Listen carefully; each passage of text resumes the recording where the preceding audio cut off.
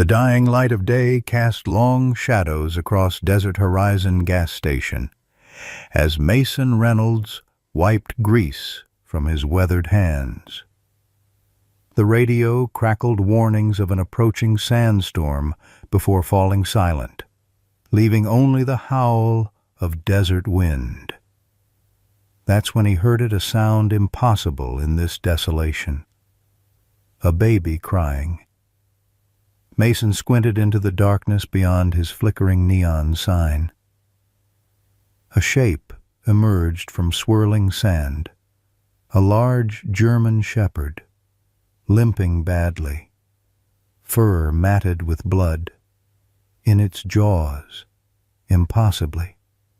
It carried a blanket-wrapped infant.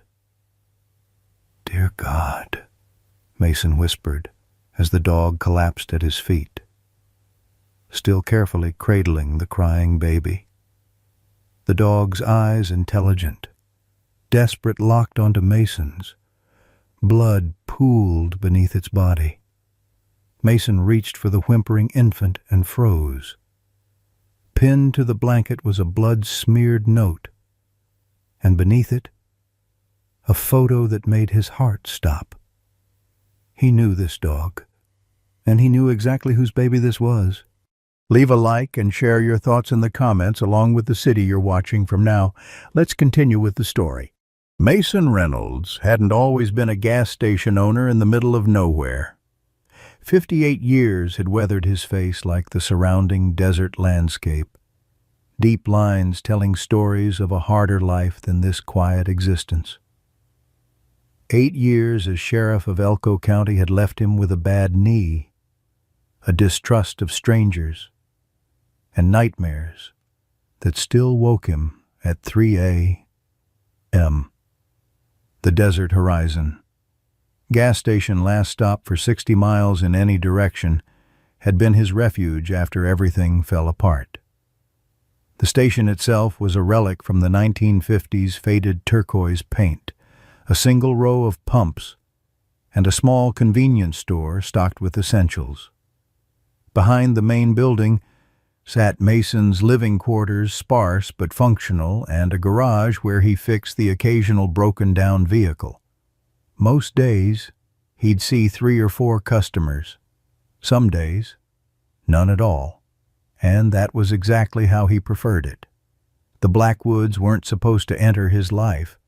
Ethan Blackwood, 32, former Army intelligence with haunted eyes that reminded Mason too much of his own reflection. Mason had met him exactly once, when Ethan and his wife Sarah had stopped for gas 8 months ago. Sarah had been heavily pregnant then, quiet but watchful, her hand protectively over her belly. Mason remembered how Ranger, their German shepherd, had sat at attention in the back seat, too well trained to be an ordinary family pet. "Beautiful country out here," Ethan had commented, paying cash for his gas. "Beautiful and harsh," Mason had replied. "Not a place for the unprepared." Something in Ethan's eyes had shifted, then a moment of recognition between men who understood danger. They'd exchanged a few more words about the weather, the isolated location, nothing that should have stuck in Mason's memory. But it had. Now, here was Ranger, the same distinctive scar above his right eye, half dead on Mason's doorstep. And the baby Emma, if he recalled correctly from the birth announcement in the Elko County Register, wrapped in a blood-stained blanket, her cries weakening by the second. Sheriff Donna Wallace would tell him to call it in immediately. His former protege would follow protocol, bring in county resources. But the note pinned to Emma's blanket said otherwise. "Trust no one. They've found us." Mason knew about trust, and he knew about betrayal. The question was which would cost more lives tonight. 3 weeks earlier, the Blackwood family home had been filled with laughter. Their modest ranch house, set back from the road and surrounded by aspens, had been Ethan's project since leaving the military 2 years ago. Each weekend brought a new improvement: a reinforced fence, an expanded porch, a garden that Sarah tended during breaks from her research position at the government facility 30 miles away. "Emma loves the sound of the leaves," Sarah had said that particular Sunday morning, holding their daughter on the porch swing as Ethan sipped his coffee. Ranger lay at their feet, alert even in repose, his ears occasionally twitching at distant sounds nobody else could hear. "She has your eyes," Ethan replied, reaching out to stroke his daughter's soft cheek. "And hopefully your brains too." Sarah's smile had faded slightly. "Ethan, we need to talk about what I found yesterday." Ranger sat up suddenly, sensing the change in tone. Ethan's hand unconsciously moved toward the kitchen drawer where he kept his service pistol, a habit he hadn't broken since Afghanistan. "It's about the Caldwell contracts," Sarah continued, her voice dropping. "The ones I wasn't supposed to see. They're using my research for something that violates every ethical standard we have." Victor Caldwell headed the private security firm that had taken over management of several government research divisions, including Sarah's. A former military officer with connections in Washington, he had a reputation for efficiency and ruthlessness. "How bad?" Ethan asked, soldier mode engaged. "Bad enough that people would kill to keep it quiet." Sarah held Emma closer. "I've gathered evidence, but if I go through official channels, it'll disappear. And so might we." That night, after Emma was asleep, Sarah showed Ethan what she'd found: documentation of illegal human experimentation using compounds her team had developed for therapeutic purposes. The signatures at the bottom of the authorization forms included names from the highest levels of government.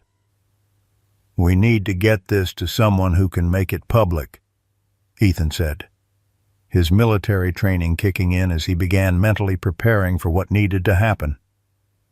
"But they'll be watching you now." The decision to run came at dawn. Sarah had worked through the night, copying files, gathering physical evidence. Ethan had packed essentials, withdrawn their savings in cash from 3 different ATMs, and prepared the emergency kit he'd hoped never to use. "We'll head west," he told Sarah as they loaded the car before sunrise. "I have contacts who can help us disappear until the evidence is safe."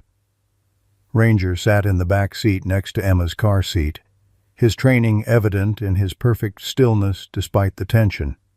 Sarah had tied a special bandana around his neck, something Ethan recognized from Ranger's military days, a signal that the dog was on duty. "Dog. Remember his command phrase?" Sarah reminded Ethan. "If anything happens—" "It won't," Ethan interrupted, unwilling to consider the worst. They drove for 2 days, staying at small motels under false names, paying cash, switching license plates with abandoned vehicles in parking lots. Ethan's military training served them well, but both knew they were being pursued. Twice they spotted the same black SUV 3 cars back. Once, a drone hummed overhead as they changed Emma in a rest stop bathroom. The safe house in Nevada had belonged to one of Ethan's Army buddies, now deceased, who had shared Ethan's paranoia about government overreach. Remote, off-grid, and unknown to anyone connected to their normal lives. It should have been perfect. For 4 days, it was. Then Sarah spotted the dust cloud on the horizon while hanging laundry. "They found us," she said, rushing inside where Ethan was feeding Emma. Her face was calm, but her eyes betrayed her fear. "We have less than 20 minutes. Ethan moved with practiced efficiency, gathering their emergency bags while Sarah prepared Emma. Ranger watched attentively, sensing the change in his human's behavior. "We can't outrun them in the car," Ethan said, checking his weapon. "They'll have air support." Sarah nodded, having already reached the same conclusion. "We split up. They'll expect us to stay together." "No." Ethan's response was immediate. "We stay together. Think." "Ethan." Sarah placed her hand on his chest. "One target or two, which gives Emma a better chance." The soldier in him knew she was right, but the husband couldn't bear it. "I can protect you both. And I can protect our daughter by giving them something else to chase." Sarah was already writing on a small card, which she then pinned to Emma's blanket. "You take the evidence. I'll create a diversion." "Sarah, remember when we trained Ranger for emergency protocols?" Sarah interrupted, her voice steady despite the tears in her eyes. "This is why." The dog's ears perked up at his name. Sarah knelt beside him, placing her palm against his muzzle. "You know what to do, boy. Protect Emma. Find the light in the desert." Ethan looked confused. "What light?" "The gas station," Sarah explained quickly. "The one with the old sheriff. He's the only one we've met out here who might help without asking questions." She pressed something small into Ethan's hand. "Put this in Ranger's collar.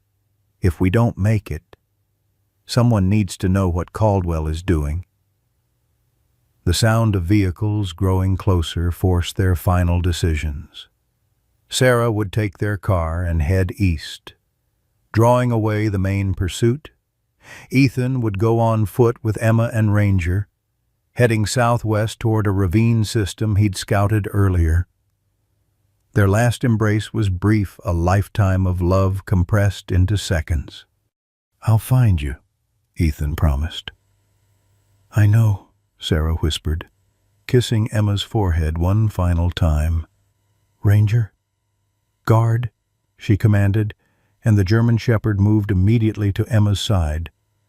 What happened next came in flashes of chaos. Sarah driving away, dust billowing behind her, Ethan, with Emma strapped to his chest and Ranger at his side, making for the ravine. The sound of helicopters approaching. Gunfire. Shouting voices. Then the ambush men waiting in the ravine, anticipating their escape route. Ethan firing back. Ranger attacking one assailant, tearing at the man's arm. A bullet grazing Ethan's side. Blood. Emma crying. "Ranger, protect Emma." "Emergency protocol." Ethan shouted the command they'd practiced but never expected to use. The German Shepherd immediately responded, gently taking the handle of the special carrier now containing Emma. "Go," Ethan ordered, providing covering fire as Ranger disappeared into the brush with the crying infant. The last thing Ranger saw as he ran was Ethan, surrounded, fighting with the desperation of a father buying time for his child's escape. The dog's training overrode his instinct to stay and fight alongside his master. His mission now was Emma and the light in the desert that Sarah had described. For 2 days, the injured German Shepherd traveled, hiding during daylight, carrying the increasingly distressed infant by night. His military training guided his path across the harsh landscape. A bullet wound in his shoulder slowed him, but never stopped his relentless progress. Emma cried, then whimpered, then grew frighteningly quiet as dehydration set in. when the neon lights of Desert Horizon gas station finally appeared through the swirling sand. Ranger summoned his last reserves of strength, his vision blurred, his legs trembling with exhaustion. He focused on the silhouette of the man in the doorway, their final hope in a world gone dark. Mason carried the whimpering infant inside, the bloodied German shepherd struggling to follow despite its injuries. Years of emergency medical training from his sheriff days kicked in as he assessed the situation. The baby Emma was dehydrated and feverish, but otherwise unharmed. The dog's condition was far worse: gunshot wound to the shoulder, deep lacerations on its flank, paw pads raw and bleeding. "Easy, boy," Mason murmured as he laid the infant on his cot and filled a shallow bowl with water. Ranger collapsed beside the makeshift bed, his eyes never leaving Emma, despite his obvious pain. The note pinned to Emma's blanket contained just 8 words, but they hit Mason like a physical blow. "Trust no one. They've found us. Medicine in collar." Beneath the note was a small photo: Ethan and Sarah Blackwood standing beside this very gas station 8 months ago. On the back, hastily scrawled, "Mason Reynolds, Jake's old partner, Jake Blackwood." A name Mason hadn't allowed himself to think about in nearly 15 years. His former partner on the force, killed during a drug bust gone wrong. Jake, who had a son named Ethan who'd joined the military right after the funeral. Mason's hands trembled as he examined Ranger's collar, finding a small zippered pocket containing a tiny vial of clear liquid and another note. "Emma needs 0.5 ml every 12 hours. Condition worsens without it." "What have you gotten yourself into, son?" Mason whispered, remembering Jake's smile in his son Ethan. A quick examination confirmed Mason's worst fears. Emma was already showing signs of withdrawal. Whatever medication this was, she needed it soon. Using a medicine dropper from his first aid kit, Mason carefully administered the dose, then turned his attention to the grievously wounded dog. "You've done your job, soldier," he told Ranger as he began cleaning the wounds. "Rest now." The dog's eyes, though clouded with pain, remained fixed on his charge. Only when Mason placed the sleeping infant directly beside him did Ranger finally lower his head, allowing the old lawman to extract the bullet from his shoulder. As Mason worked, his mind raced through the implications. If Ethan was Jake's son, that made Mason something like family. But the warning, "Trust no one," suggested a threat beyond ordinary criminals. Something that made a military-trained man send his wounded dog and infant daughter alone into the desert rather than risk normal channels of help. The bullet he extracted from Ranger's shoulder increased Mason's unease. It wasn't standard ammunition, it was the kind used by specialized government tactical teams. Mason had seen it only once before, during a joint operation with federal agents. Whatever Ethan and Sarah were running from had serious resources and authority. Mason's gas station sat at a crossroads of sorts, physically and metaphorically. 60 miles from the nearest town in any direction. It had once been a stagecoach stop, then a Prohibition-era smuggling waypoint.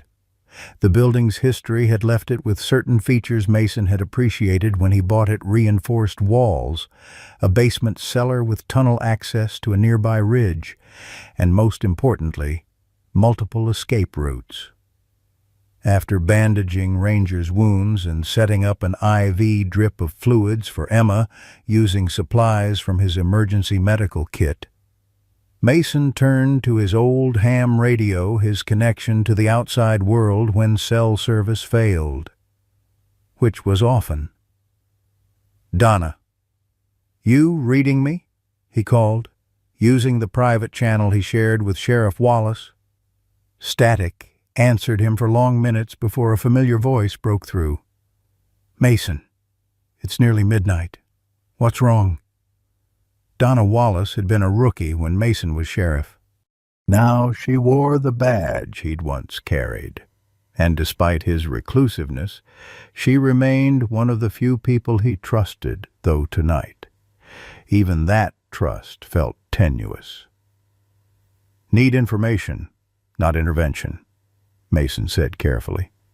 "Any reports of a missing infant, or a couple named Blackwood?" The silence that followed stretched too long. When Donna's voice returned, it carried a new tension. "Mason, where are you getting this information?" "Just answer the question." Donna, another pause. "There's a federal advisory, family of 3, considered armed and dangerous, connected to theft of classified material. Father is ex-military, and the mother, government researcher." "Mason, what do you know?" He ignored her question. "Who issued the advisory?" "Department of Homeland Security, but it's being pushed hard by a private contractor, Caldwell Security." Mason's blood ran cold.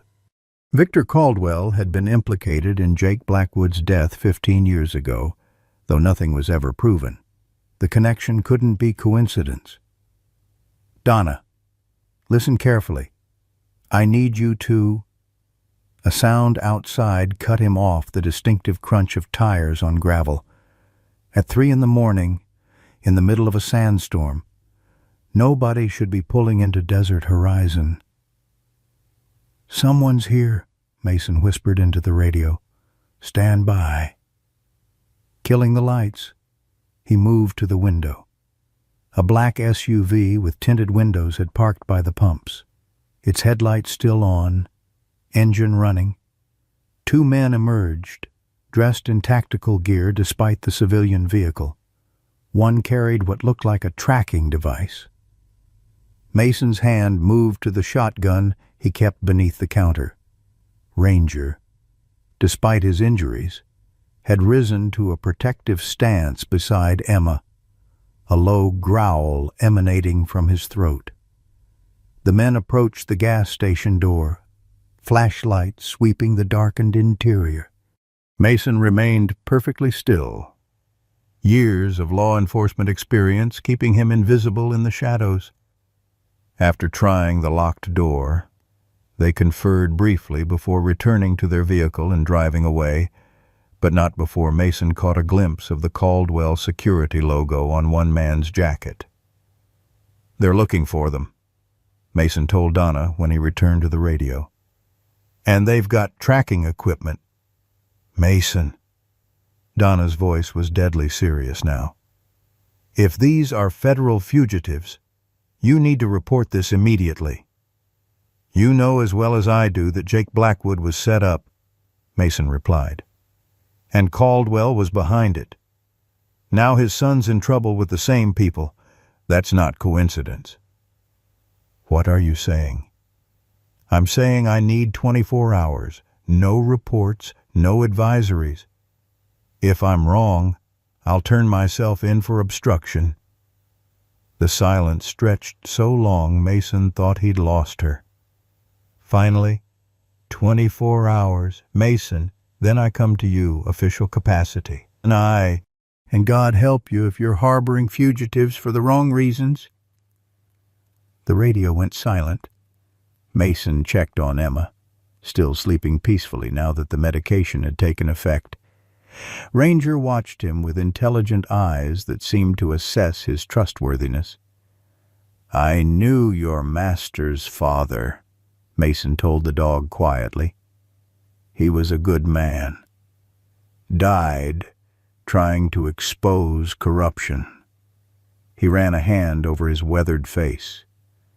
"History's got a nasty way of repeating itself." A whimper from Emma drew his attention. The infant's fever was rising despite the medication. Whatever condition she had, it was serious, and Mason had limited supplies to treat it. As dawn broke, Mason made a thorough inspection of Ranger's collar, finding something he'd missed in the initial chaos, a small microchip sewn into the lining. Using his ancient computer, he managed to access the chip's contents' GPS coordinates, dated just 3 days ago, pinpointing a location about 12 miles southeast of the gas station. "Is that where they are, boy?" Mason asked. Ranger's ears pricked forward at his tone. "Your family." The dog's response was immediate, rising painfully to his feet, moving toward the door, then looking back expectantly. "You can't go back out there," Mason told him. "You'll bleed to death before you make half a mile." Ranger barked once, insistently. Something clicked in Mason's mind. "They're alive. Ethan's alive." The dog barked again, more urgently. Mason felt the weight of decision pressing down on him. Taking in a wounded dog and sick infant was one thing, actively searching for federal fugitives was quite another. He'd built this quiet life specifically to avoid such complications. The smart play was to wait for Donna, turn over what he knew, and let the system work. But the system had failed Jake Blackwood, and that bullet in Ranger's shoulder told Mason this wasn't about justice. It was about silencing people. The microchip had contained one more item, a video file. Mason watched as Sarah Blackwood's face filled his computer screen, her expression tense but determined. "If you're seeing this, we've been separated," she said. "The evidence against Caldwell is in Ethan's possession. He needs to get it to Senator Catherine Wheeler. She's the only one with enough power and integrity to ensure it reaches the public." Sarah looked away briefly, emotion threatening her composure. "Whoever finds this, please help my family. Emma has a rare metabolic disorder. Without her medication, she'll suffer seizures within 36 hours, organ failure within 48. The formula is specialized, only available through my lab." The video ended abruptly. Mason checked his watch. Based on the dog's condition and Emma's symptoms, they'd been traveling at least 2 days. That meant they had less than a day before Emma's condition became critical. "A ticking clock," Mason muttered. "Just what we needed." Outside, the sandstorm had finally subsided, revealing the vast emptiness of the Nevada desert. Somewhere out there, Ethan Blackwood was either hiding, captured, or dead. His wife's whereabouts were unknown, and powerful people with government backing were searching for them. Mason looked down at Ranger, who stared back with unwavering determination despite his wounds. Then at Emma, innocent and vulnerable on his cot. "All right," he told the dog, reaching for his old sheriff's badge in the drawer where it had lain untouched for years. "Let's go find your family." Mason's preparation was methodical. The routine of a man who'd spent decades anticipating trouble. He secured the gas station, covering windows with metal shutters designed to withstand desert storms or gunfire. From a locked cabinet came supplies unseen for years, body armor worn thin but serviceable, ammunition for the shotgun and his old service pistol, communications equipment more reliable than the ham radio. "Can't leave you here alone," Mason told Emma as he fashioned a makeshift carrier from an old backpack, padded with clean towels. The infant's fever had stabilized with the medication, but her tiny body felt too fragile against his weathered hands. "And you're not exactly travel-ready," he added to Ranger, who stood shakily beside the cot, determination overriding injury. The dog's intelligence continued to impress Mason. While preparing, he'd laid out a map of the surrounding desert on the floor. Without prompting, Ranger had placed his paw directly on the area matching the coordinates from the microchip. "Military trained, aren't you?" Mason murmured. "Probably cost more than my whole property." Before leaving, Mason made one final call to Donna, instructing her to meet him at sunset at Juniper Ridge, a landmark roughly halfway between the coordinates and the gas station. Then he disabled the radio, preventing anyone from tracking its signal. Mason's ancient Jeep coughed to life reluctantly. With Emma secured in her improvised carrier on the passenger seat and Ranger in the back, they set out across the desert, avoiding the main road in favor of old service tracks Mason had used for decades. The morning sun cast long shadows across the barren landscape, offering scant cover from aerial observation. "Your daddy must be something special," Mason told the sleeping infant. "For your mom to trust him with evidence against people like Caldwell." He glanced at his rearview mirror, where dust trails followed their progress. "Hope he's worth finding alive." 20 minutes into their journey, Ranger suddenly grew alert, ears forward, a low growl building in his throat. Mason slowed the Jeep, scanning the horizon. Nothing visible. But years in law enforcement had taught him to trust an animal's instincts over human perception. "What is it?" "Boy," he asked, reaching for his binoculars. The drone was nearly invisible against the blue sky, a small black speck circling about a mile ahead. Surveillance. Mason immediately turned the Jeep toward a narrow wash between rocky outcroppings. The dry riverbed offered cover from aerial observation, though it meant a longer route to their destination. "They're thorough," he muttered. "Government resources for a private security firm. What the hell did your parents find?" "Emma." The next hour passed in tense silence as Mason navigated the challenging terrain, constantly checking for pursuers. Ranger, despite his injuries, remained vigilant, occasionally whimpering when they veered too far from what he apparently considered the correct route. The coordinates led them to the base of a rocky escarpment, seemingly featureless save for scattered desert scrub and weathered boulders. Mason parked the Jeep in the shadow of a large rock formation and surveyed the area through his binoculars. "Nothing," he said, frustrated. "No sign of anyone." Ranger, however, was now fully alert, straining against his injuries to exit the vehicle. When Mason opened the door, the dog limped purposefully toward a particular cluster of boulders, looking back expectantly. "Lead on, then," Mason said, securing Emma against his chest in her carrier. The hidden entrance was masterfully concealed a narrow gap between rocks that opened into a small cave.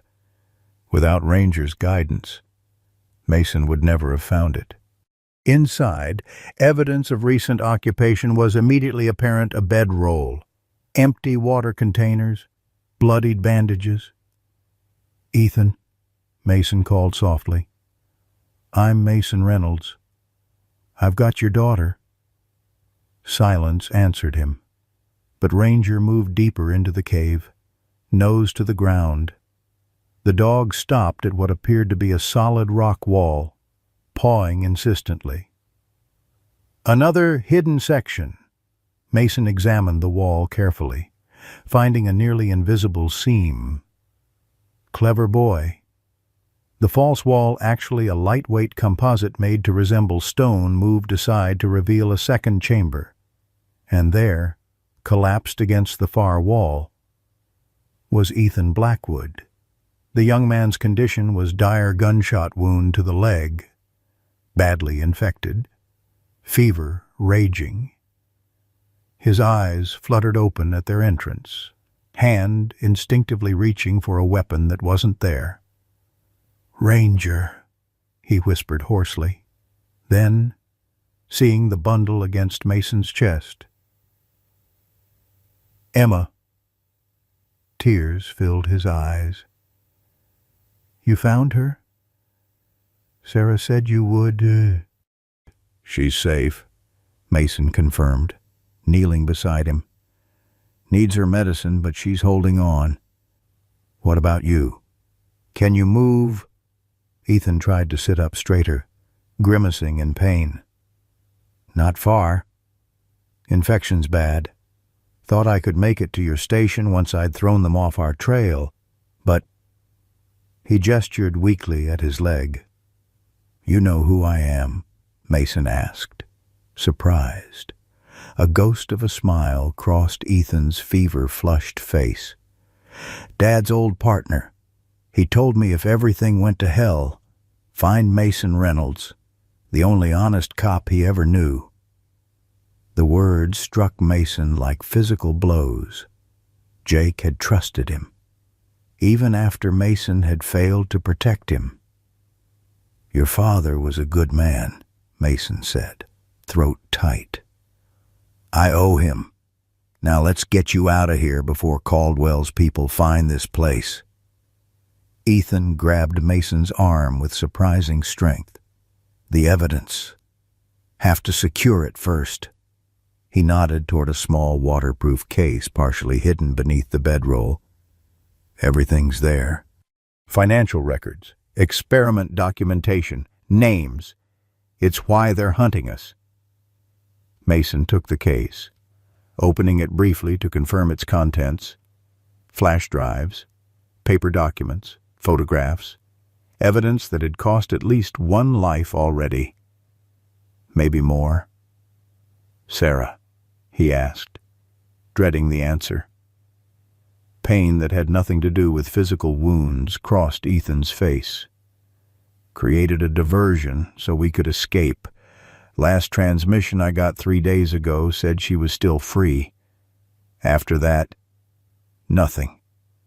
Helping Ethan to his feet was a struggle, the younger man barely conscious from fever and blood loss. Ranger led the way back to the jeep, constantly pausing to ensure they followed, exhibiting an almost human concern for his injured master. "Good boy," Ethan murmured as Mason helped him into the back seat. "Best damn dog in the world." "Save your strength," Mason advised, checking Emma, who had begun to fuss. "We need to get you both medical attention, and I've got limited supplies back at the station."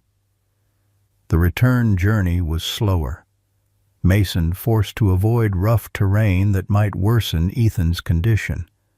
Twice they stopped to administer more medication to Emma, whose fussing had developed a concerning edge. Once, they pulled off their route entirely as another drone passed overhead. "They're searching grid patterns," Ethan observed, momentarily lucid. "Standard tactical procedure for fugitive recovery." Mason nodded grimly. "Your wife's message said Senator Wheeler was your contact. Only person with enough clout to protect us and get the evidence public," Ethan confirmed. "Sarah trusted her." "Wheeler's office is in Carson City," Mason said. "That's 8 hours from here in good conditions." "We won't make it," Ethan stated flatly. "Not with Emma's condition and Caldwell's people watching the roads. We need another way." Mason fell silent, considering options. The situation felt eerily familiar, an echo of the circumstances that had led to Jake Blackwood's death 15 years earlier. Back then, Mason had followed protocol, called for backup through official channels. That decision had cost Jake his life when their supposed backup turned out to be on a drug lord's payroll. "There's a meeting point," he finally said. Sheriff Wallace is meeting us at Juniper Ridge at sunset. If anyone local can be trusted, it's Donna." Ethan's expression remained skeptical. Caldwell has people everywhere. Government contracts give him access to law enforcement databases, personnel files. "Donna was like a daughter to me," Mason insisted. "Trained her myself." "My father trusted his partner too," Ethan replied quietly. The words hung between them, uncomfortable but necessary. Trust had become a luxury neither could afford. They reached the gas station shortly after noon, the desert heat at its most punishing. Mason helped Ethan inside, settling him on the cot where Emma had slept earlier. The evidence case went into an old floor safe hidden beneath the register, a relic from the station's days as a prohibition waypoint. "Why did they target your family?" Mason asked as he cleaned and dressed Ethan's infected wound. "Why not just fire your wife? Discredit her?" Ethan winced as antiseptic hit raw flesh. Sarah wasn't just any researcher. Her work on metabolic disorders led to breakthroughs in biochemical compounds that regulate human systems. Emma's condition, that's why Sarah specialized in that field. And Caldwell weaponized her research, Mason guessed. Ethan nodded. Turned therapeutic compounds into something that could control people or kill them untraceably.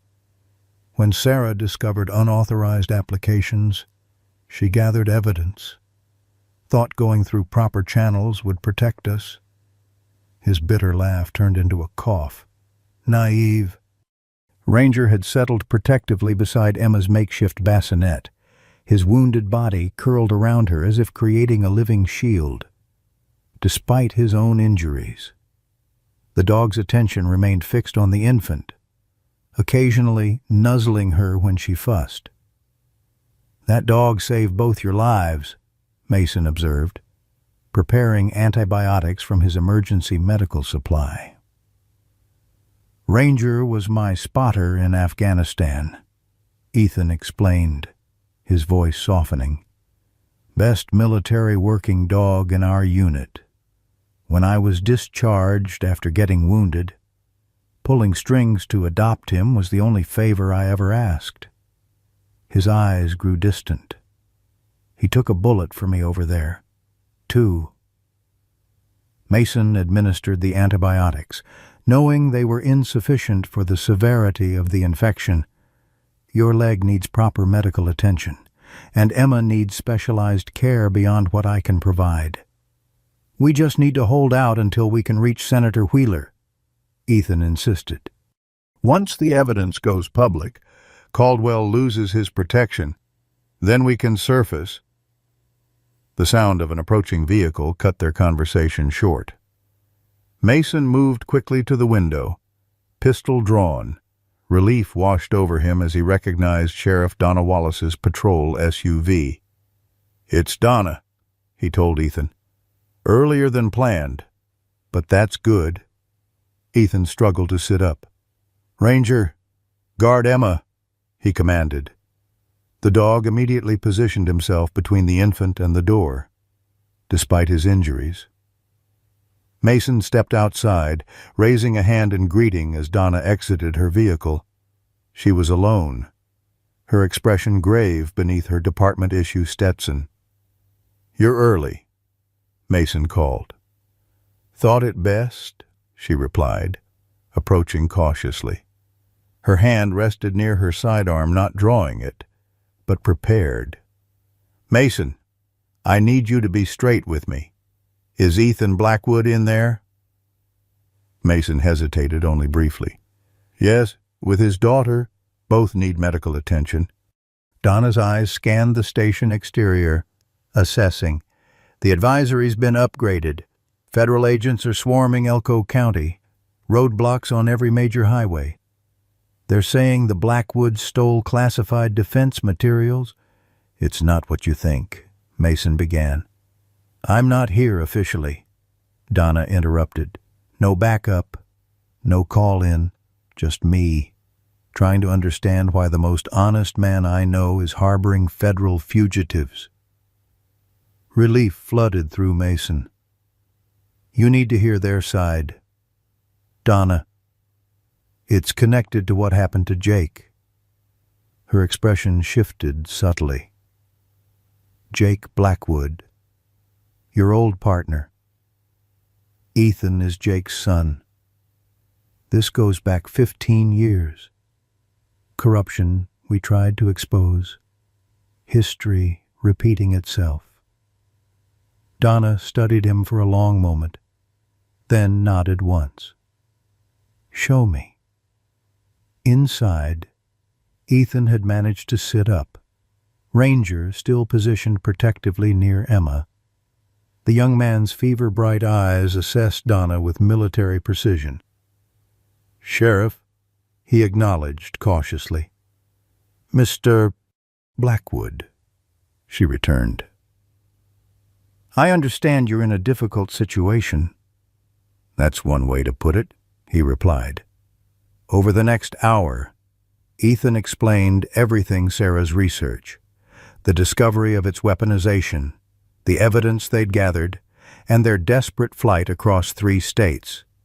Mason added context about Jake Blackwood's death, the corruption investigation that had been mysteriously shut down, and Victor Caldwell's involvement in both cases.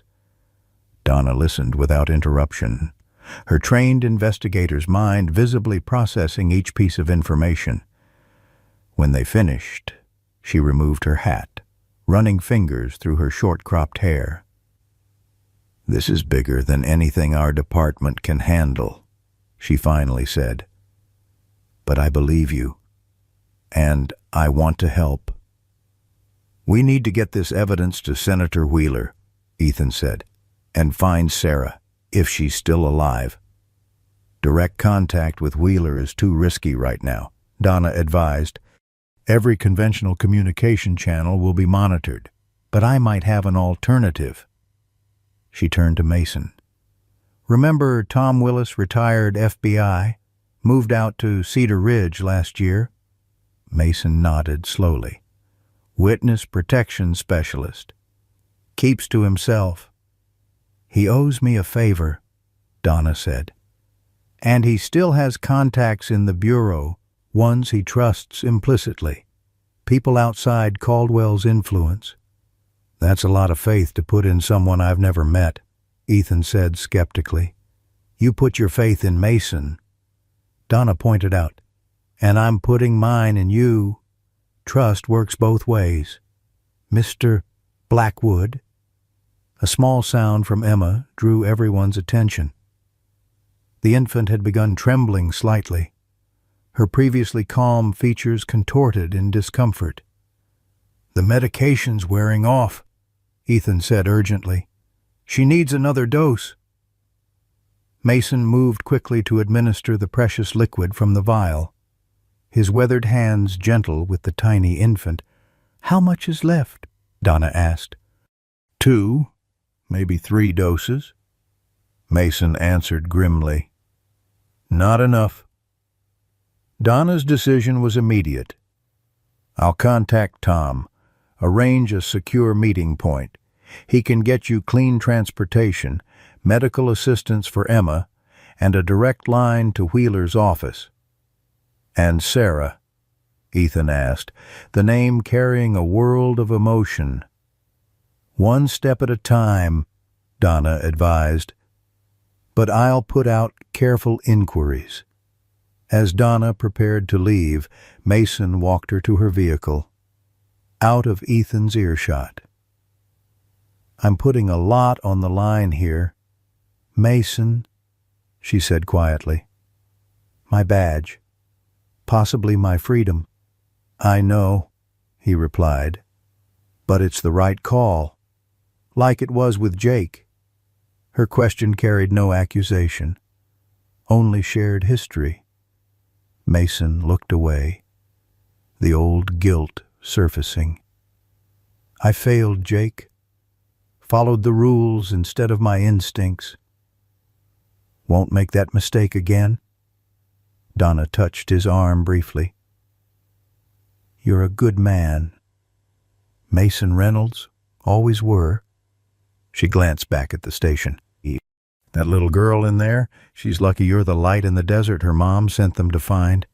After Donna's departure, Mason returned inside to find Ethan watching him with an unreadable expression. "You trust her completely?" the younger man asked. "With my life," Mason confirmed. "And now with yours." Ethan nodded slowly. "My father said the same about you. Right before his last mission." He shifted painfully. "Said Mason Reynolds was the one man who'd never break, never bend, never betray a trust." The words settled heavily on Mason's shoulders. "I failed your father, Ethan. Wasn't there when he needed me most. He never saw it that way." Ethan replied. "Said you were the one who tried to warn him. The system failed him, not you." Something long knotted in Mason's chest began to loosen at these words, a forgiveness he'd never expected to receive. The moment was interrupted by a sharp bark from Ranger. The dog was on his feet despite his injuries, staring intently at the window, hackles raised. Mason moved quickly to the security monitor he'd installed years ago, connected to hidden cameras around the property. What he saw made his blood run cold. 3 black SUVs approaching from the main road, men in tactical gear deploying in standard formation, and emblazoned on their body armor, clearly visible even on the grainy footage Caldwell security. "They've found us," Mason said grimly, reaching for his shotgun. "And they're not here to make arrests." Mason's movements were precise, economy of motion born from years of tactical training.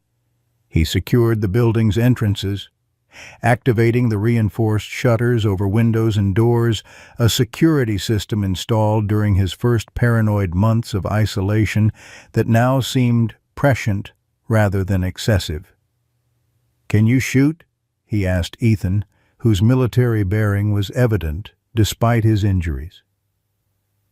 "Give me a weapon and a clear line of sight," Ethan responded, struggling to stand. "I'll manage." Mason handed him a 9mm handgun from the safe. 12 in the magazine, 1 in the chamber. "It's clean." Outside, the Caldwell team was deploying with professional precision. 8 men total, spreading out to surround the small gas station.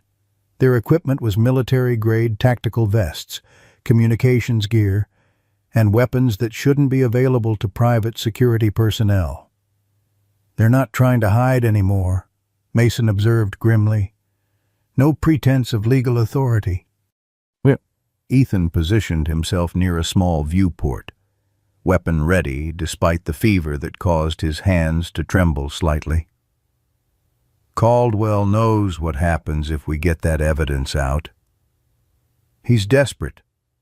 Mason's mind raced through their limited options. The gas station's defensive features were considerable reinforced walls, limited access points, good visibility but designed to deter opportunistic criminals, not withstand a paramilitary assault. With Ethan injured, Emma vulnerable, and Ranger wounded, their mobility was severely compromised. "There's a tunnel," Mason said suddenly, moving to the storage room. "Prohibition-era smuggling route. Leads to a ridge about half a mile east. Previous owner showed me when I bought the place." He shifted a heavy storage cabinet, revealing a trap door set into the concrete floor. The hinges protested as he lifted it, revealing a narrow stairway descending into darkness. "When was the last time you used this?" Ethan asked skeptically. "I maintain it," Mason replied, grabbing emergency lights from a shelf. "Old habits," Never thought I'd actually need it. A amplified voice outside interrupted them. Attention inside. This is a federal security operation. You are harboring fugitives and stolen government property. You have 2 minutes to surrender before we enter forcibly. Mason snorted. Federal security operation. Convenient fiction. Ethan checked Emma, who had settled after her medication but remained worryingly pale. She can't be moved through a tunnel, not in her condition. And I'll slow you down. His expression hardened with soldier's resolve. Take Emma and the evidence. Ranger and I will create a diversion. Not happening, Mason said flatly. I didn't find you just to abandon you. It's not abandonment. It's tactical necessity, Ethan argued. Emma's survival comes first. The evidence second. Everything else is expendable. The radio on Mason's belt crackled to life, a channel only Donna knew. Her voice came through, tense but controlled. Mason, it's Donna. I'm approaching from the North Access Road. 3 minutes out. Situation. Caldwell's team is here, Mason replied. 8 armed men, tactical gear, surrounding the station. They're preparing to breach. Understood. I've contacted Tom. He's 20 minutes away with medical support. A pause. Can you hold that long? Mason exchanged glances with Ethan. We'll have to, he replied. Outside, the Caldwell team had moved to breach positions. 2 men approached the front door with a battering ram while others maintained covering positions. 1 minute remaining, the leader called. Mason made a rapid decision. Ethan, get Emma into the tunnel entrance, but stay put. Ranger, go with them. The dog hesitated until Ethan repeated the command, then limped protectively beside his master. I'm going to buy us some time. Moving to the front of the store, Mason positioned himself behind the reinforced counter. Attached to the underside was a control panel installed during his early renovations, wired to several defensive measures around the property. The first impact of the battering ram against the door reverberated through the building. The reinforced frame held, but wouldn't withstand many more such assaults. Mason pressed the first button. Outside, the men with the battering ram suddenly fell back, shouting in pain and surprise as the electrified door handle delivered a non-lethal but incapacitating shock. Simultaneously, the exterior lights previously off in the daylight blazed at maximum intensity, temporarily blinding those looking toward the building.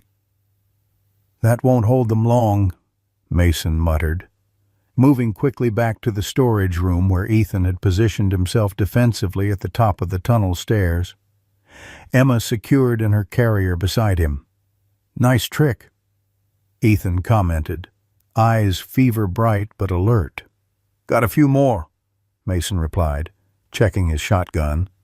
But we need a real plan.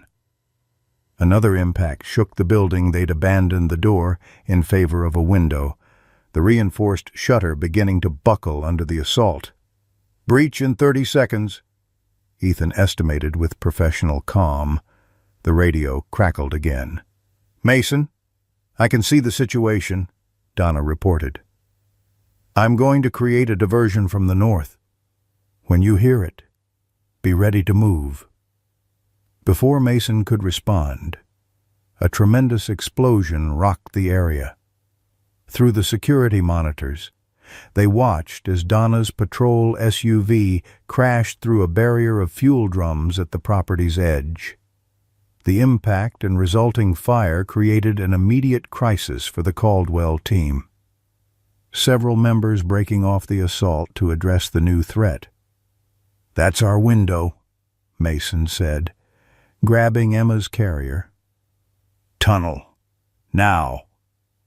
Ethan struggled to his feet, pain evident in every movement despite his determination. Ranger pressed against his leg, offering support that allowed the injured man to navigate the steep stairs into the tunnel. The passageway was narrow but navigable, reinforced with timber supports that had stood for nearly a century.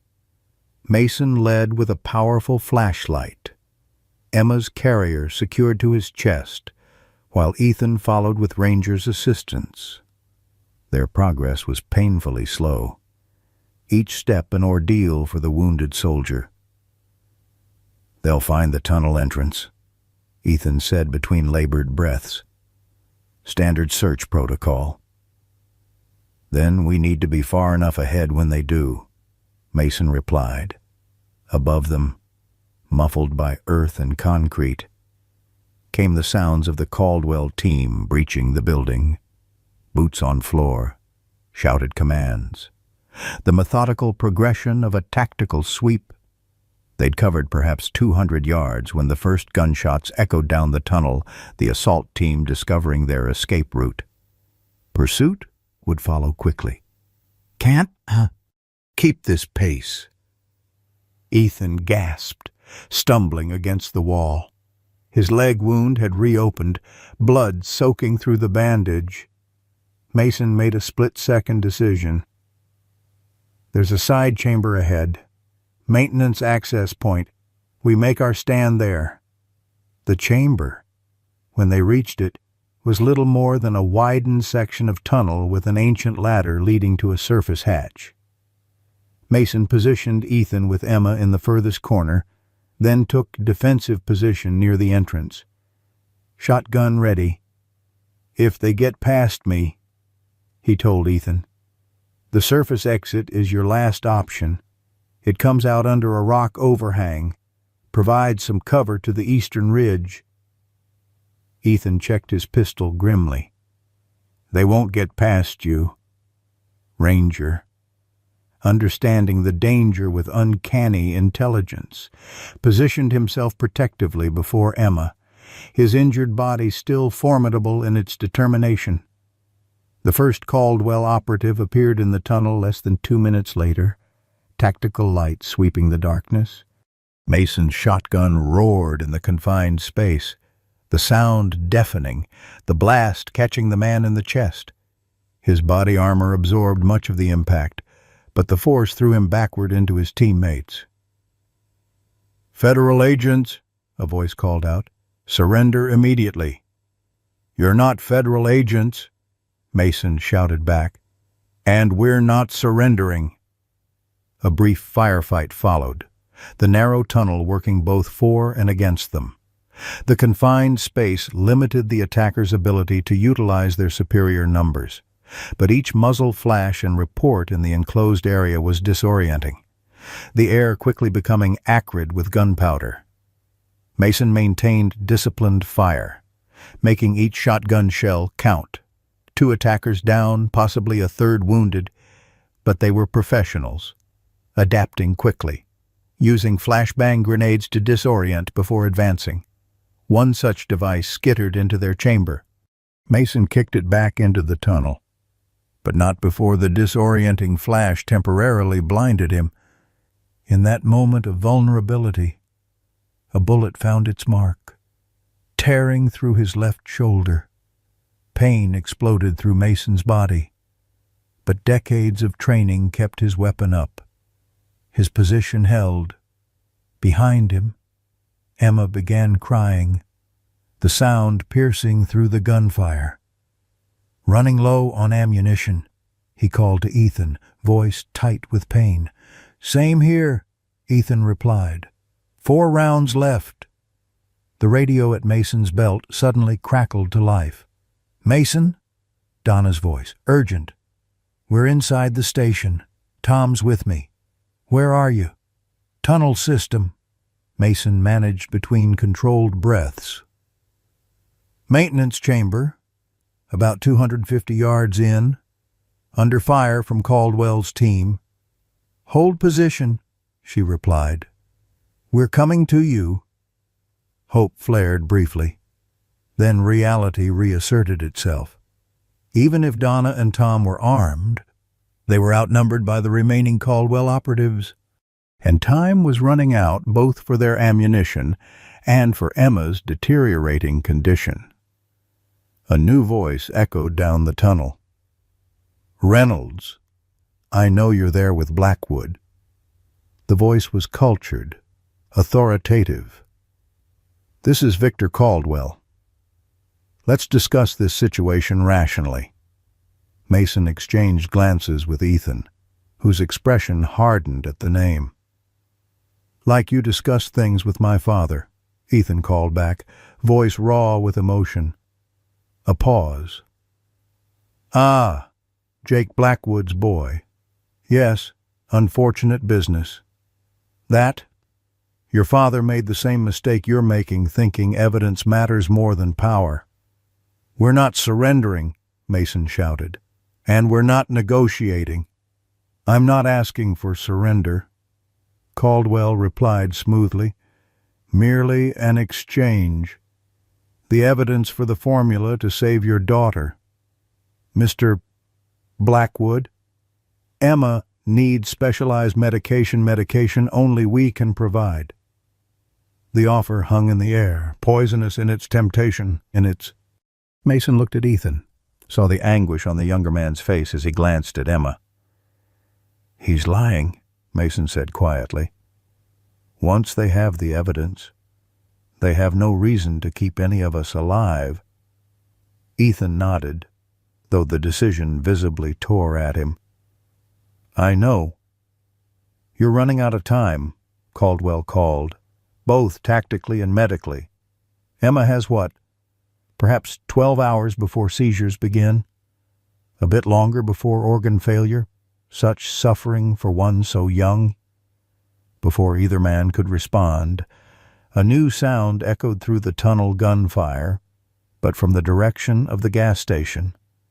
Shouts of surprise, commands barked in confusion. "Donna?" Mason realized. "She's hitting them from behind." The distraction provided a critical opportunity. Mason, despite his wounded shoulder, maintained cover fire while Ethan prepared for a possible retreat up the maintenance ladder. Ranger, sensing the shift in strategy, positioned himself to assist his injured master. The firefight in the tunnel intensified, but now the Caldwell team was caught between two forces, their tactical advantage neutralized. Through the chaos came a familiar voice. "Mason, Ethan, hold your fire. We're coming in." Seconds later, Sheriff Donna Wallace appeared at the chamber entrance, accompanied by an older man with the unmistakable bearing of federal law enforcement. Behind them, the remaining Caldwell operatives were either subdued or retreating. "Tom Willis." The man introduced himself briskly, assessing the situation with professional efficiency. "Former FBI. Let's get you people out of here before reinforcements arrive." "Caldwell?" Mason asked, allowing Donna to examine his shoulder wound. "Gone," she replied grimly. "Slipped away when we breached. But we've got 3 of his men in custody." Tom knelt beside Emma, checking her condition with practiced hands. "This child needs immediate medical attention. I have a helicopter waiting at the ridge point." "The evidence," Ethan began. "Secure," Mason assured him, revealing the waterproof case still strapped to his body beneath his shirt. "Never left my possession."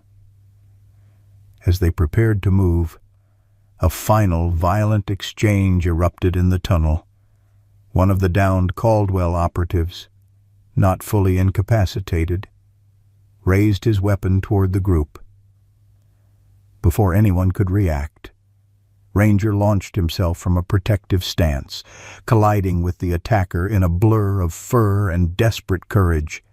The gun discharged once, the sound thunderous in the confined space. Ranger's body absorbed the impact meant for Ethan. the loyal dog's final act of protection for his human family. "No," Ethan cried out as Donna neutralized the threat with 2 precise shots. The German Shepherd lay motionless on the tunnel floor, blood spreading beneath his powerful form, his eyes fixed on his master with unwavering devotion, even as the light within them began to fade. Ethan crawled to Ranger's side, his own injuries forgotten in the face of this new, unbearable loss. The German Shepherd's breathing came in shallow pants, blood pooling beneath his loyal body. 3 wounds now, the original bullet to the shoulder, the injuries sustained during his desert journey with Emma, and now this final, devastating shot to his chest. "Stay with me, boy," Ethan pleaded, cradling the dog's massive head in his trembling hands. "Not like this. Not after everything." Mason knelt beside them, his own wounded shoulder throbbing with each heartbeat. In his decades of law enforcement, he'd seen good men die, had held partners as they took their final breaths. The sight of this dog, this extraordinary animal who had saved an infant's life through sheer determination and loyalty, struck him with equal force. "We need to move," Tom Willis urged, though his voice had softened with understanding. "That helicopter is our only way out, and Caldwell will have reinforcements coming." Donna stood guard at the tunnel entrance, her expression grim but resolute. 5 minutes, she told Willis. "We can give them that." Ranger's intelligent eyes remained fixed on Ethan, a low whine escaping his throat as he tried to lift his head toward Emma's carrier. Even now, his training, his purpose remained foremost. "She's safe," Ethan assured him, voice breaking. "You did it. Ranger, you saved her." The dog seemed to understand, his tense body relaxing slightly as Mason carefully examined the wound. The old lawman's expression told Ethan everything he needed to know. "He's not going to make it." "Is he?" Ethan asked, though it wasn't really a question. Mason shook his head slowly. The bullets lodged near his heart, even with immediate veterinary care. The unspoken truth hung heavy between them. Ranger had perhaps minutes, not the hours it would take to reach proper medical facilities. Another sacrifice in a chain of sacrifices that had defined the past week. "He found me in Afghanistan," Ethan said suddenly, needing Mason to understand what they were losing. "Our unit was ambushed. I was separated, wounded. Search teams couldn't locate me in the mountains." His hand stroked the dog's fur with infinite gentleness. "Ranger broke away from his handler, went missing for 18 hours. They thought he'd been killed. Instead, he found me, led the rescue team to my position." Emma began to cry softly, as if sensing the grief surrounding her. At the sound, Ranger made a final, valiant effort to rise, his duty not yet complete in his loyal mind. "Easy, boy," Ethan soothed. "You've done enough. Rest now." The dog's eyes began to cloud, his breathing more labored. With what seemed like tremendous effort, he extended his paw toward Ethan in the trained gesture that had been part of their bond since the beginning. Ethan took the offered paw, holding it as he would a human hand. "Goodbye, old friend," he whispered, with a final soft sigh. Ranger's body relaxed, the light fading from his eyes. His paw remained in Ethan's grasp, a last connection between soldier and the companion who had saved him twice over. For a moment, no one spoke. Even Tom Willis, clearly accustomed to high-pressure situations, allowed this brief space for grief. Emma's cries had subsided to whimpers, as if she too understood the gravity of the moment. "We need to go," Donna finally said, genuine regret in her voice. "I'm sorry." Ethan nodded, military training reasserting itself through personal anguish. With Mason's help, he struggled to his feet, swaying slightly as fever and blood loss threatened his consciousness. "We can't leave him here," Ethan insisted, looking down at Ranger's still form. "We won't," Mason promised, then nodded to Tom. Together, the two older men gently lifted the German shepherd's body. Despite his injuries, Mason refused to relinquish his share of this burden. Their procession through the remainder of the tunnel was slow and solemn. Ethan carried Emma, his wounded leg threatening to buckle with each step, while Donna led the way, weapon ready. Behind them, Mason and Tom bore Ranger's body with the dignity afforded a fallen comrade. The maintenance ladder presented a nearly insurmountable challenge for Ethan in his weakened state. After several failed attempts, Tom took Emma's carrier, climbing first to secure their most vulnerable member. Donna followed, then helped pull Ethan through the hatch, the young father's determination overriding physical limitations when it came to reaching his daughter. Mason came last, having insisted on securing Ranger's body in a tarp found in the maintenance chamber. "We'll come back for him," he promised Ethan, "once you and Emma are safe." The desert sun was mercilessly bright after the tunnel's darkness. They emerged beneath a rocky overhang, just as Mason had described, with the eastern ridge visible about a quarter-mile across exposed terrain. In the distance, the silhouette of a helicopter was barely visible against the cloudless sky. "That's our extraction," Tom confirmed, checking Emma's vital signs with growing concern. "The pilot's a former medevac operator. He'll have emergency medical equipment on board." Emma's condition had deteriorated noticeably in the past hour. Her breathing had become irregular, her tiny body occasionally trembling with the precursors to the seizures Caldwell had mentioned. The medication from her last dose was wearing off, with nothing remaining to replace it. "How long to a hospital?" Ethan asked, his voice hollow with combined grief and fear. 30 minutes to the airfield, then another 15 by ground to a secure medical facility," Tom replied. "I've already transmitted the details of Emma's condition. They'll be prepared." Mason scanned the horizon, decades of tactical awareness alerting him to movement before the others noticed. "Vehicle approaching from the south," he warned. "Fast!" Donna raised her binoculars. "Black SUV. Same model as Caldwell's team." "Reinforcements," Tom concluded grimly. "We need to move. Now." The quarter-mile to the helicopter might as well have been 20 for Ethan. Each step sent waves of agony through his infected leg.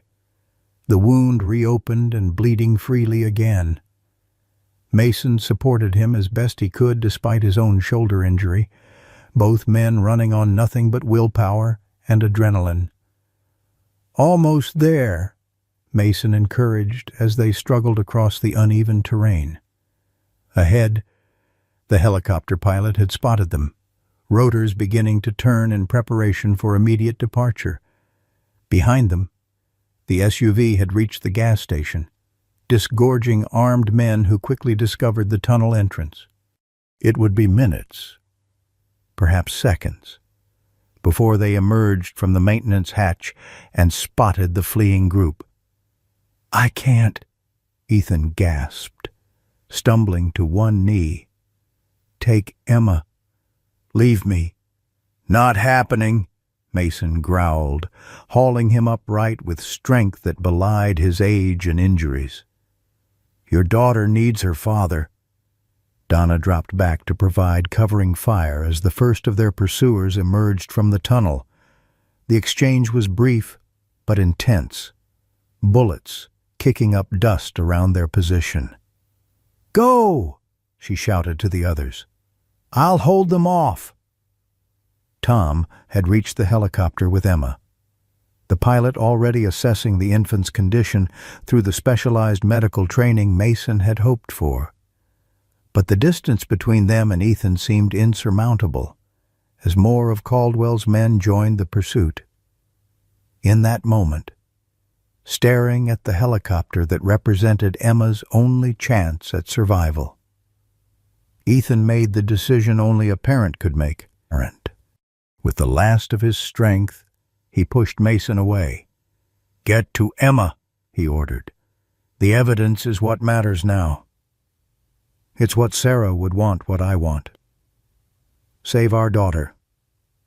Before Mason could argue, Ethan had drawn his pistol with newfound steadiness, moving to join Donna in providing covering fire. His military training was evident in every movement as he took position behind a boulder, creating a defensive line between the pursuers and the helicopter. "Ethan," Mason called, torn between his promise to protect Jake Blackwood's son and the urgent need to get Emma to safety. "Go!" Ethan shouted back, his face set with the same determination Mason had once seen in Jake's expression. "This is my choice." A bullet struck the rock inches from Mason's head. The decision made for him.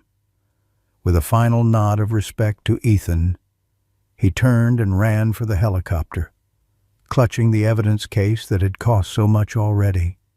Tom helped him aboard as the pilot increased power, preparing for immediate takeoff through the rising dust.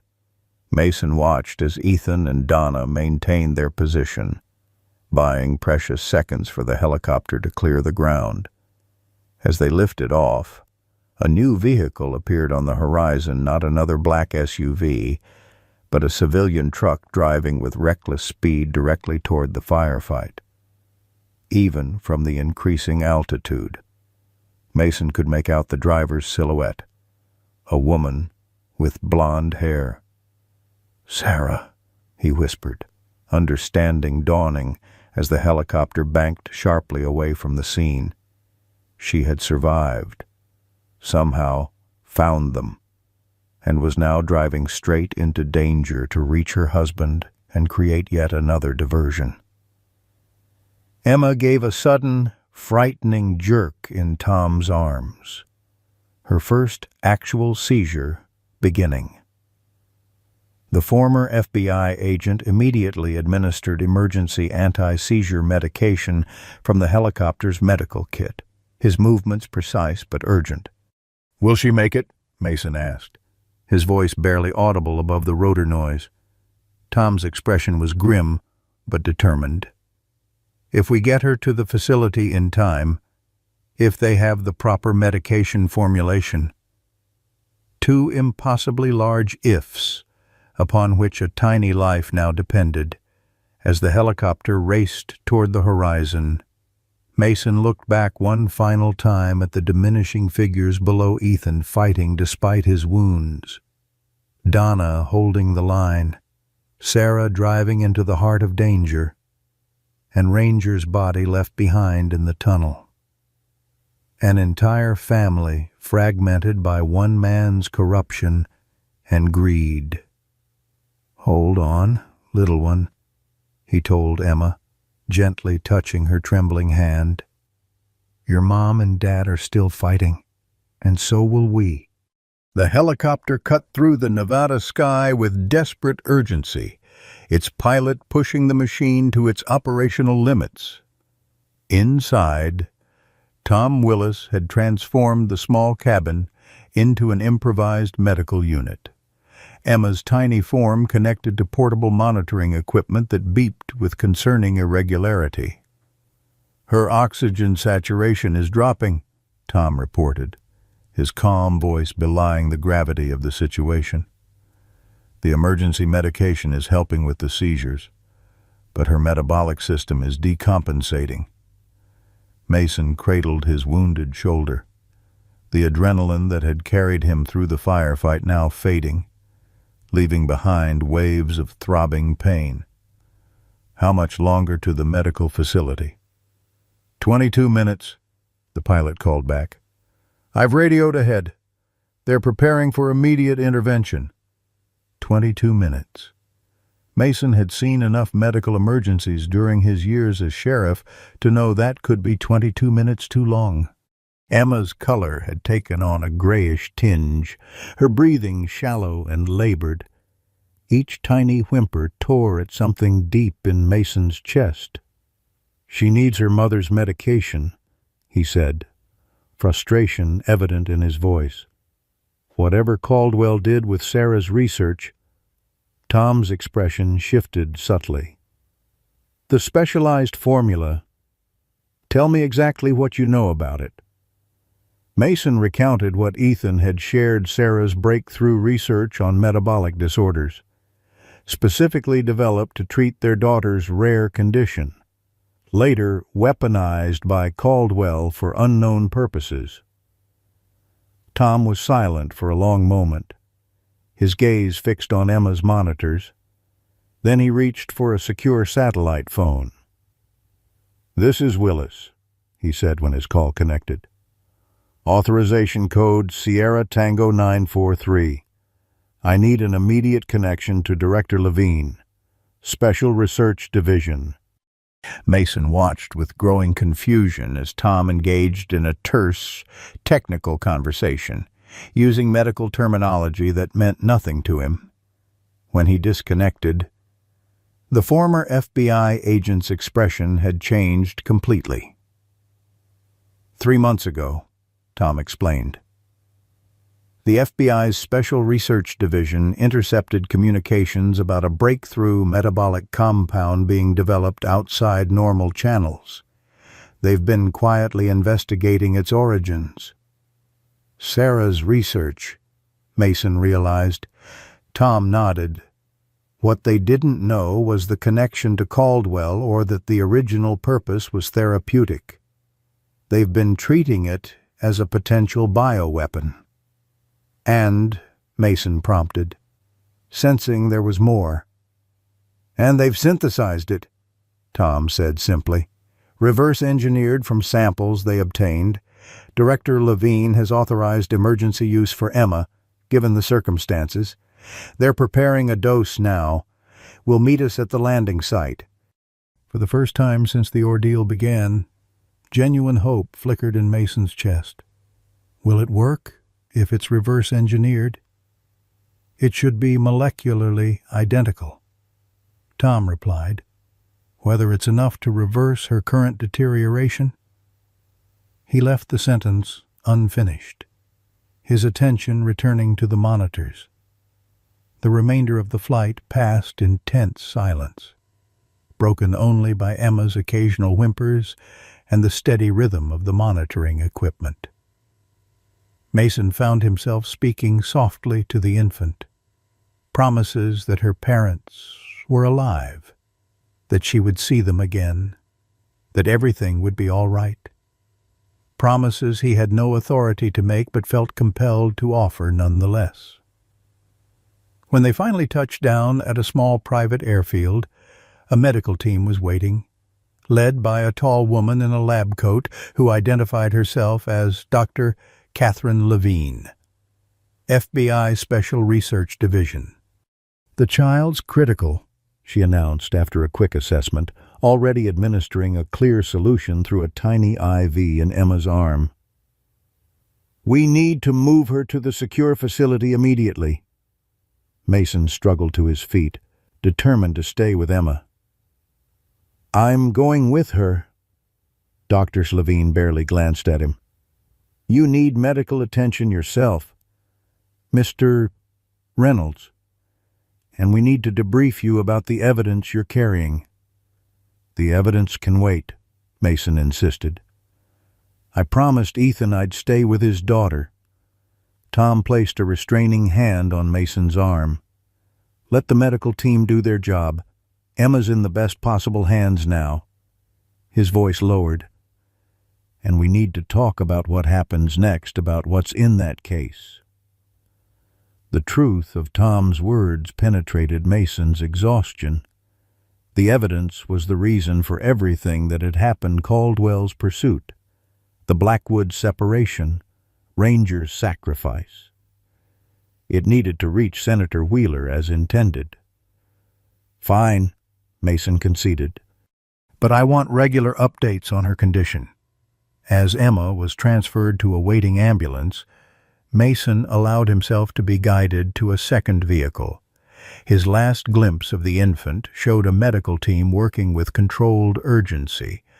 Dr. Levine personally monitoring the IV delivering Sarah's formula to her tiny patient. The secure facility turned out to be a nondescript medical building on the outskirts of Carson City, its ordinary appearance belying the armed security and sophisticated surveillance systems. Mason's shoulder was treated by a taciturn doctor who asked no questions about the bullet wound, while Tom arranged secure communications in an adjacent room. "Senator Wheeler is on her way," Tom informed him after an hour of phone calls and encrypted messages. "She'll be here within 2 hours. In the meantime, I need you to tell me everything from the beginning." For the third time in 24 hours, Mason recounted the extraordinary chain of events: Ranger's arrival at the gas station, the discovery of Ethan in the cave, the connection to Jake Blackwood's death 15 years earlier, and Caldwell's apparent corruption of Sarah's research. Tom listened without interruption, occasionally making notes. When Mason finished, he sat back with a thoughtful expression. "There's something you should know," he said finally, "about Sarah Blackwood." Mason tensed, fearing the worst. "Is she alive?" Tom confirmed quickly. "And much more than just a researcher caught in an ethical dilemma." He pulled a secure tablet from his briefcase, entering multiple passwords before turning the screen toward Mason. On it was a personnel file with Sarah's photograph, but with a designation that made no sense. Special Asset, Counterintelligence Division, FBI. "I don't understand," Mason said, studying the file in confusion. "Sarah Blackwood has been working with a specialized FBI unit for the past 18 months, Tom explained. When she discovered her research was being redirected for unauthorized purposes, she didn't just gather evidence, she contacted us." "She's an informant?" Mason asked, trying to reconcile this with everything Ethan had told him. Tom shook his head. "More than that, a fully embedded agent. Her apparent flight with Ethan was a controlled operation designed to expose Caldwell's entire network. The separation at the safe house was planned. She created a diversion while Ethan took what appeared to be all the evidence, but she carried the most damaging material herself." Ethan didn't know, Mason realized, the implications dawning on him. His fear, his desperation, it was all real. "Operational security," Tom confirmed grimly. Sarah couldn't risk Ethan behaving differently if they were captured and interrogated. His reactions needed to be genuine. She used her own husband, her own child. Mason felt a surge of anger on Ethan's behalf. "It wasn't supposed to happen this way," Tom said, his expression troubled. "There was a detailed extraction plan. But something went wrong. Caldwell's team moved faster than anticipated, with resources we didn't know he had. The operation fractured, and Emma was risking her daughter's life, part of this controlled operation. Mason's voice had taken on a dangerous edge. Tom's eyes reflected genuine regret. Emma's medication was supposed to stay with her. Sarah had arranged multiple backup supplies. But when everything went sideways, he shook his head. Sarah has been trying to reach Ethan for days, working through back channels while continuing to gather evidence against Caldwell. The truck we saw, Mason realized. That was Sarah coming for them. Yes. Our operational team lost contact with her 12 hours ago when she went off protocol to find her family. Mason absorbed this information, his perception of events shifting dramatically. Does Caldwell know she's FBI? We don't think so. He believes she's simply a whistleblower. If he knew the full extent of the operation... Tom didn't finish the sentence, but the implication was clear. Before Mason could respond, the door opened and a doctor entered with an update on Emma. The medication was working her vital signs, stabilizing, the seizures controlled, but she remained in critical condition, requiring constant monitoring and further doses of the synthesized formula. "Can I see her?" Mason asked. The doctor nodded. Briefly. "She's in pediatric intensive care." Emma lay in a specialized medical crib, surrounded by monitoring equipment and IV lines. Her color had improved slightly, but she looked impossibly small and vulnerable amid the medical technology. Mason stood beside her, gently touching her tiny hand with his weathered finger. "You're tougher than you look," he told her softly. "Just like your mom, apparently." A commotion in the hallway drew his attention. Raised voices, rapid footsteps approaching. Mason tensed, moving protectively toward Emma, but relaxed when Tom appeared in the doorway. "We've got them," Tom announced, his normally composed demeanor showing cracks of genuine emotion. "All three of them?" "Ethan, Donna, Sarah?" Mason asked, scarcely believing it possible. Tom nodded. "Wounded, but alive. They're being transported here now." The next hour passed in a blur of activity. Mason refused to leave Emma's side until her parents arrived, maintaining his vigil despite doctors' suggestions that he rest. When the door finally opened again, he turned to see Ethan Blackwood being wheeled into the room on a gurney, his leg professionally bandaged, IV fluids running into his arm. "Emma," Ethan whispered, reaching toward his daughter with desperate relief. The medical staff positioned his gurney beside her crib, allowing him to touch her for the first time in days. "She's going to be okay," Mason told him. "The medication is working." Ethan's eyes, clouded with pain medication but still alert, found Mason's. "Sarah, is she?" "Here," came a voice from the doorway. Sarah Blackwood stood supported by a nurse, her face bruised, arm in a sling, but very much alive. The reunion that followed husband, wife, and child together again after their ordeal was too raw, too private for Mason to witness comfortably. He stepped back, intending to leave the family to their reunion. "Stay," Sarah said, noticing his withdrawal. "Please." Her eyes held knowledge, intelligence, and something Mason hadn't expected: guilt. "You could have told him," Mason said quietly, nodding toward Ethan. "I couldn't," she replied simply. "The risk was too great. If Caldwell had captured either of us..." "You sent them to me," Mason realized. The light in the desert? You knew who I was from the beginning? Sarah nodded. Jake Blackwood's former partner. The one he trusted above all others. I did my research. Before Mason could respond, Senator Catherine Wheeler arrived, accompanied by Tom and a security detail. The distinguished older woman took in the scene with practiced political assessment, her gaze finally settling on the evidence case still secured to Mason's side. I understand you have something that could end Victor Caldwell's career, she said without preamble. More than his career, Sarah replied, straightening despite her injuries.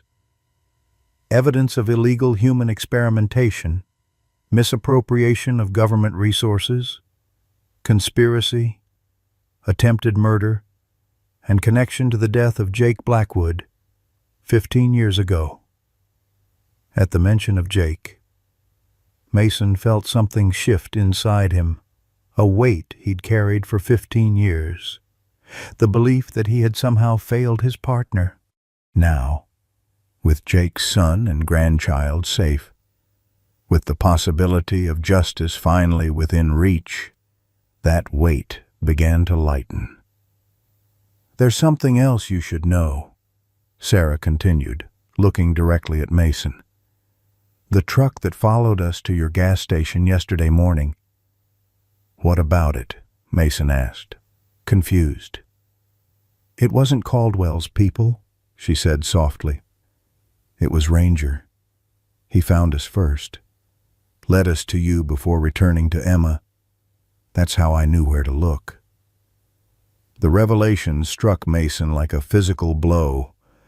The loyal dog had not only rescued Emma, but had sought out her parents as well, completing his mission even as his wounded body failed him. He always completed his mission, Ethan said, voice breaking with pride and grief. Always. Senator Wheeler cleared her throat, bringing focus back to the immediate situation. I need to see this evidence immediately. If it's as comprehensive as you suggest, we'll need to move quickly before Caldwell can further cover his tracks. As the senator, Tom, and Sarah began discussing next steps, Mason found himself standing beside Emma's crib, Ethan reaching out to grasp his hand in wordless gratitude. What happens now? Mason asked quietly. Justice, Ethan replied simply. For everyone Caldwell has hurt, for Ranger, for my father. For the first time in 15 years, Mason allowed himself to believe that might actually be possible. 1 month later, Mason Reynolds stood on the weathered porch of Desert Horizon gas station, watching the sun sink toward the western horizon in a blaze of orange and crimson. The familiar view remained unchanged, but everything else had transformed beyond recognition.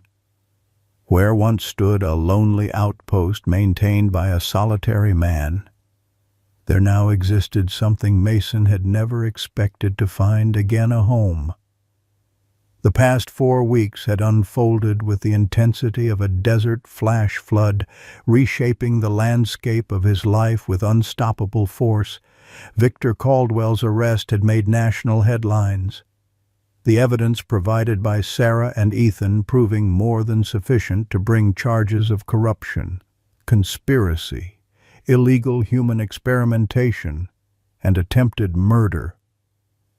The revelation of his connection to Jake Blackwood's death 15 years earlier had reopened that case as well, with promising indications that justice long delayed might finally be served. More surprising to Mason had been Senator Wheeler's personal involvement in the aftermath. She had not only championed the case against Caldwell, but had taken a special interest in Emma's medical care, ensuring the child received the best possible treatment for her rare condition.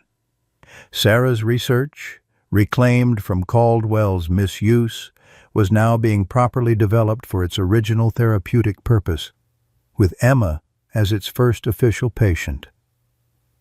The sound of laughter drew Mason's attention to the side yard, where Ethan sat in a reclining chair, his injured leg still in a cast but healing well. Beside him, Sarah cradled Emma, whose bright eyes and healthy color bore little resemblance to the critically ill infant Mason had first encountered. The family had been staying at Desert Horizon during their recovery, initially out of necessity but increasingly by choice. "Dinner's almost ready," Mason called to them, still unaccustomed to sharing his space, his routines, his life with others. "We'll be right in," Sarah replied, smiling in a way that transformed her serious face. The dedicated FBI agent had taken family leave, her focus now entirely on healing and rebuilding with Ethan and Emma. Mason returned inside to check on the pot of venison stew simmering on the stove, his mother's recipe. Unused for decades until now. The old gas station's living quarters had proven surprisingly adaptable to family life. The storeroom had become a nursery for Emma, while Ethan and Sarah occupied Mason's bedroom, Mason himself taking the pull-out couch in what they now called the living room. The doorbell rang another change, as the gas station had never needed one before. Mason opened the door to find Sheriff Donna Wallace, her uniform exchanged for casual clothes, a bottle of wine in one hand. "Thought I'd stop by," she said, stepping inside without waiting for an invitation. Their relationship had evolved dramatically since the Caldwell incident, the shared experience breaking down barriers Mason had maintained for years. "Just in time," he replied, accepting the wine. "Stew's almost ready." Donna glanced around the transformed Space family photos now adorning walls that had been bare for decades, toys scattered across what had been an immaculately ordered floor. The general cheerful disorder of family life. "Suits you," she observed with a knowing smile. "It's temporary," Mason insisted, though with decreasing conviction each time he said it. The sound of tires on gravel announced another arrival. Through the window, Mason recognized Tom Willis's government-issue sedan pulling alongside Donna's personal truck. The former FBI agent had become a regular visitor, ostensibly to check on Sarah and update them on the Caldwell case, though Mason suspected his interest in Donna might be an equally compelling reason. As everyone gathered around the expanded dining table, a recent purchase to accommodate their growing circle, Mason found himself in the unfamiliar position of host, server, and center of a makeshift family. The conversation flowed easily. Updates on Emma's improving health, Ethan's physical therapy progress, developments in the case against Caldwell. They've recovered Jake's original case files, Tom informed them, his professional demeanor softening in the informal setting. "The evidence corroborates everything we suspected. Caldwell was directly involved in the ambush that killed him." Mason set down his fork, emotions he'd long suppressed rising to the surface. "Jake deserved better." "He's getting justice now," Ethan said quietly, reaching across to grasp Mason's shoulder briefly. "Dad would be grateful for that." After dinner, as twilight deepened into night, they moved to the porch. The desert air had cooled, stars emerging in brilliant clarity against the darkening sky. Emma had fallen asleep in Sarah's arms, peaceful in a way that still seemed miraculous given how close they'd come to losing her. "I received a job offer today," Ethan mentioned during a lull in conversation. "Security consultant for Senator Wheeler's committee. Once my leg heals." "You're taking it?" Mason asked. trying to ignore the unexpected pang the thought of their departure caused him. Ethan and Sarah exchanged glances, a silent communication born of shared trauma and deeper connection. "Actually," Sarah began, "we've been talking about staying in Nevada. The medical team monitoring Emma believes the desert climate is beneficial for her condition." She hesitated. "And we've grown attached to this place." Mason absorbed this information, uncertain how to respond. For 15 years, he had cultivated solitude, convinced it was all he deserved, all he wanted. Now, the prospect of returning to that existence felt hollow in a way he hadn't anticipated. "There's plenty of room," he found himself saying.